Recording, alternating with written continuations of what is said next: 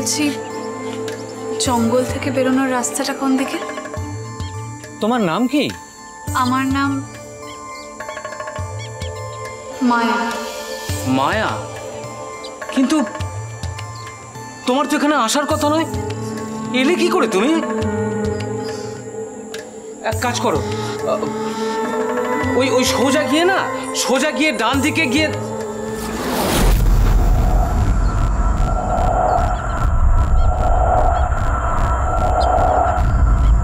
সব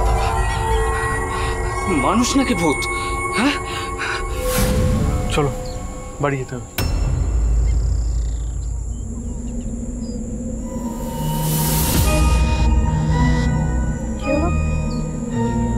অদ্ভুত ঠান্ডা হাওয়া দিল কেন? আসুন আসুন, প্লিজ প্লিজ কাম, আসুন। মিস্টার সিংহ রায়, ওনাদের বসার ঘরে। হ্যাঁ হ্যাঁ, বসার ঘর না না, সে তো সব বাড়িতেই আছে, কিন্তু এত সুন্দর দালান কোথায় পাবো বলুন তো? আচ্ছা, আপনাদের যদি কোনো অসুবিধা না থাকে তাহলে আমরা তো এখানে বসে আলোচনাটা সেরে ফেলতে পারি।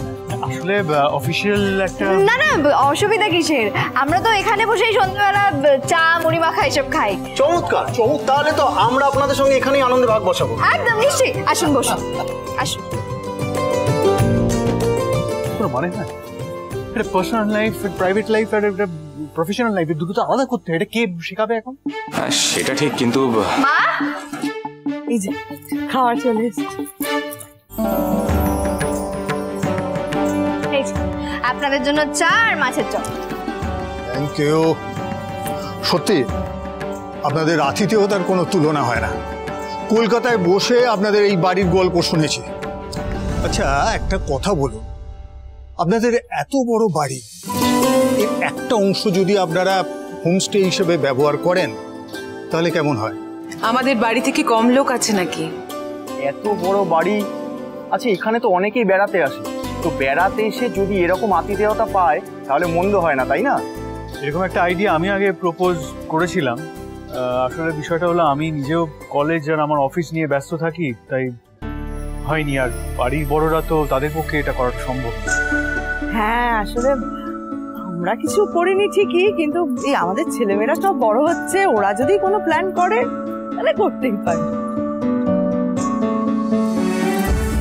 চোখটা কিন্তু দারুণ হয়েছে। তো এবার একটু কাজের কথা আসা যাক। যেটা বলছিলাম যে আমি যেটা আপনাদের বলেছি আগেই যে আমার ম্যাপের ডিটেলস লাগবে। আচ্ছা, আপনারা ওই স্যাটেলাইট ইমেজারি যেটা বলেছিলাম সেটার কি ব্যবস্থা করেছেন? হ্যাঁ হ্যাঁ, আমরা সব ব্যবস্থা করে এনেছি। আমি একটা কথা বলবো, মানে যদিও আমি জানি আমার কথা বলাটা খুব একটা উচিত হবে না এখানে, কিন্তু তাও মানে এই ঝড় বৃষ্টির সময় তো আমার মনে হয় আরেকটা রুটও দেখে রাখা ভালো, কারণ কোথায় গাছ পড়ে যায়, জল জমে যায়, সেই কারণে আর কি। ও ঠিক কথাই বলছে, এটা আমরা ভাবিনি আগে। তাহলে তো এখানে পঞ্চায়েত প্রধানের হেল্প লাগবে। এখানকার পঞ্চায়েত প্রধান কেমন কে জানে, আসলে একবার এমন পঞ্চায়েত প্রধানের পাল্লায় পড়েছি, বাপরে বাপ। এখানে পঞ্চায়েত প্রধান এমনি ভালো, একটু তারটা কাটা।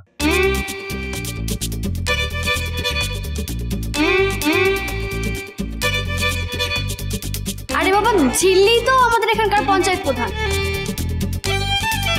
সত্যি? হ্যাঁ, ঝিল্লি এখানকার পঞ্চায়েত প্রধান। হ্যাঁ, আপনারা সব রকমের সাহায্য পাবেন। হ্যাঁ নিশ্চয়ই, আপনারা সব রকম সাহায্য পাবেন। সাধারণত এসব ক্ষেত্রে লোকাল লোকজন একটু প্রবলেম করে, তবে এক্ষেত্রে সেটা হবে না। আমি নিজে ওদের সাথে কথা বলে রাখবো, আর আপনাদেরকে আমি আমার টিম দিয়ে হেল্পও করে দেব।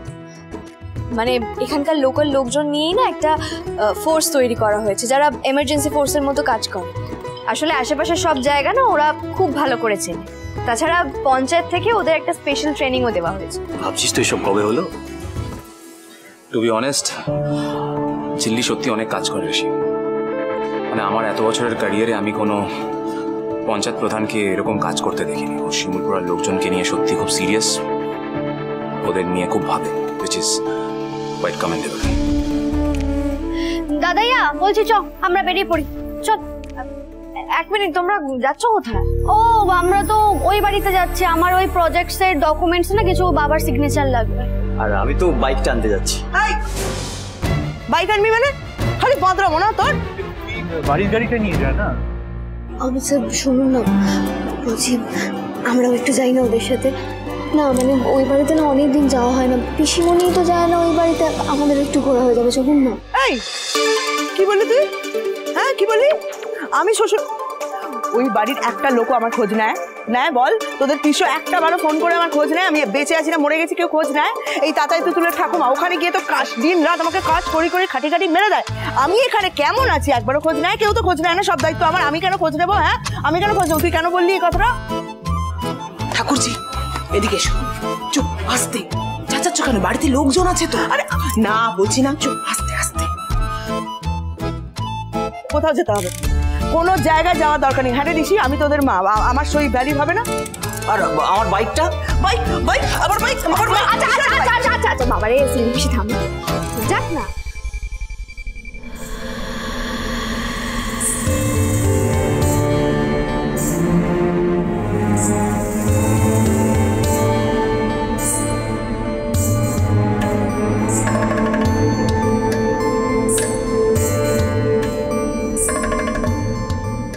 রিঙ্কি তোমরাও যাও, আমিও কাল সকালবেলা তোমাদের আনতে যাবো। হ্যাঁ, কুর্তির প্রাণ একেবারে গড়ের বান।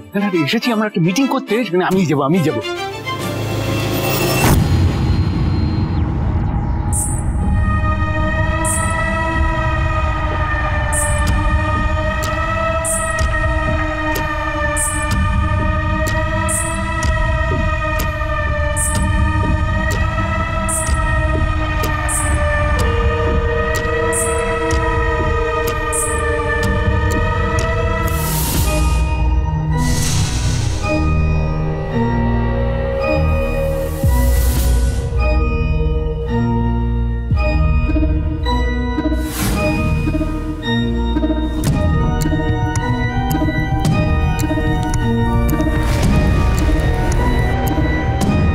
কেউ একটা গেল মনে হলো ওখান দিয়ে।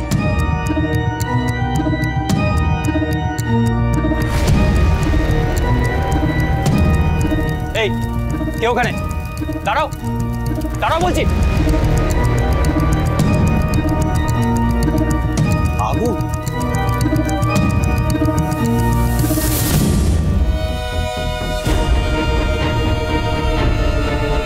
কোথায় গেল?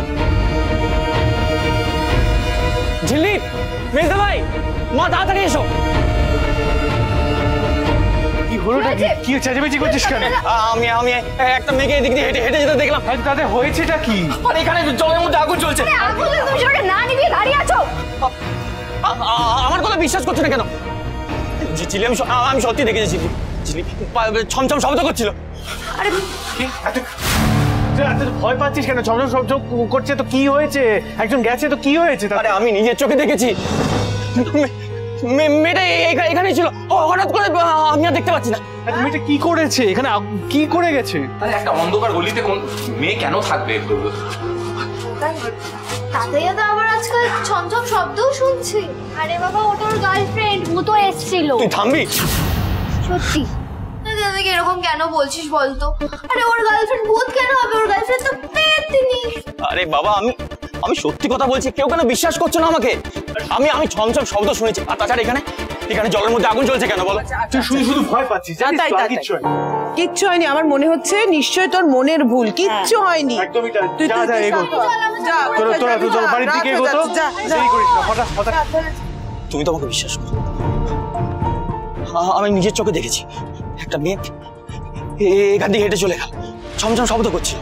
আর এখানে জলের মধ্যে আগুন, এটা তো আমরা আগে কখনো দেখিনি। আমার খুব ভয় লাগছে ঝিলি। ঠিক আছে, শুধু ভয় পাস না, তুই বাড়ির দিকে এগো, আমরা দেখছি। যা সাবধানে যা। চল। কি হয়েছে হঠাৎ করে ভয় পেয়ে গেল অকারণে? কি